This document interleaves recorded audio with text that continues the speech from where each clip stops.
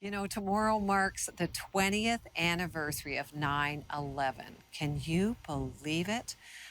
It seems like ages ago, and here we are. Joining us today is Joanne Tilley, a Salvation Army first responder who is in New York to help during the traumatic event. Thank you, Joanne, for joining us today. Thank you for having me. Well, Joanne, in your career as a nurse, and now you're overseeing all the programs and services offered by the Salvation Army, you've been on the front lines of many tragic situations. So can you tell us about your time in New York following the 9/11 tragedy? What was your role, and what was that experience like for you? I was asked by the territorial commander of the day to go down on, I think it was on the 13th. I was in Vancouver on business and managed to make my way to the other side of the country. And I was asked to do an assessment to see how the Salvation Army in Canada could assist our colleagues in the United States. They were really needing some help, and certainly we wanted to be able to do that. As you can imagine, when I arrived, it was chaos. The fires at the World Trade Center, or what was left of the World Trade Center, were still burning. There was a frantic effort to try and locate survivors at that point. There was no running water down there, and so water had to be brought in, and Salvation Army volunteers went from our 14th Street headquarters with large water canisters strapped to their backs to take them down to the site, and people will now know as the pile. We were asked by the officials from the city of New York to assist in setting up food and water stations. And eventually that turned into 3 major sites around the pile during the excavation, as well as working with staff, both first responders and the staff at the morgue, as well as Pier 21, a family support center for not only those families who were looking for news of their loved ones, but also for those individuals who lived in that area who had been displaced in apartment buildings and businesses. And over the period of the time the Salvation Army was involved, which was till the following June of 2012, we were involved in supporting folks both financially and with material assistance. Well, first of all, can I say thank you? Thank you for your leadership. Thank you for your willingness to serve, and for all those who served with you. I mean, most of us will never see what you saw. What was one of the most difficult things for you, maybe personally or as a leader? I think just trying to make sense of that chaotic situation and being somewhat helpless and not really quite sure what to do first. I wanting to be sure that the information that I gave back to our leaders would provide volunteers who were able to go to New York with the right skill set. All of us want to help in some way, but in that particular situation, you need to have people who have had some trauma training. I don't think anyone will really understand until you were there what things like the noise was, and it was deafening at times. There were fighter jets going over the city of New York in those early days, and that was a bit alarming, as you can imagine. Yeah. Heavy construction equipment that was brought in very quickly.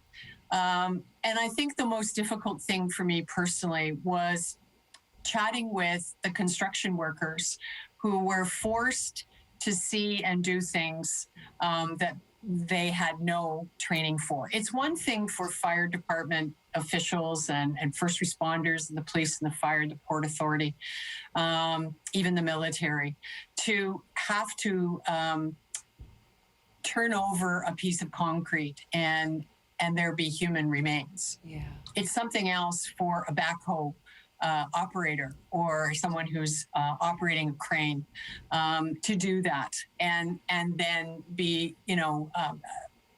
sitting over a cup of coffee, so distressed and not and yet feeling that they really have no alternative but to carry on. Iron workers, a lot of iron workers came from Canada, actually, to help. People who had constructed those buildings that were involved in dismantling them and taking them apart. I think the challenge initially was it was really hot, unusually hot in September. If you'll remember those photographs of those early days, that crystal clear blue sky, the smoke, the toxic smells, which we were all assured were safe by everybody, as turned out with, unfortunately, with so many firefighters were not the case. And for those of us that were down there, we wonder whether or not it's had any impact on our health over time.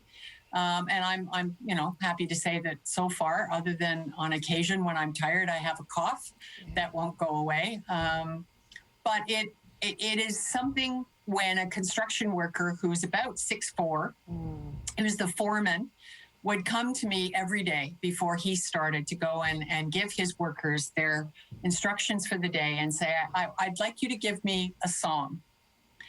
And that's a bit daunting because, the Psalms are a bit, they can be a bit gruesome. They're not necessarily always calming, all of them. And, some of them are pretty long. But it was a challenge for me every day to come up with one to give him. Yeah. And it's interesting that you mentioned one earlier, was Psalm 91, was one that I tried to not go back to too often because he'd remember which one I gave him. Right. About a year and a half later, I happened to be back in New York for another reason, on business, and went down to the site as the cleanup was continuing and ran into this fellow. And didn't think for 1 minute that I knew who he was. He was hard to miss. He had a big white beard and he was very big. And he knew me right away. And we had a wonderful conversation.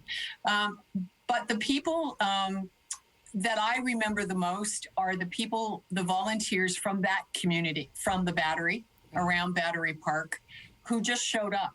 And they showed up every day and gave us a tremendous amount of assistance. And what they saw. And certainly, my critical care experience prepared me for what I would see and what I had to do. Finding a bunker coat with someone's name on it. Right. I think one of the things you don't realize is how connected the FDNY was. Multi-generational, uncles and brothers and sons, fathers, all involved, and down retired fighters looking for their relatives.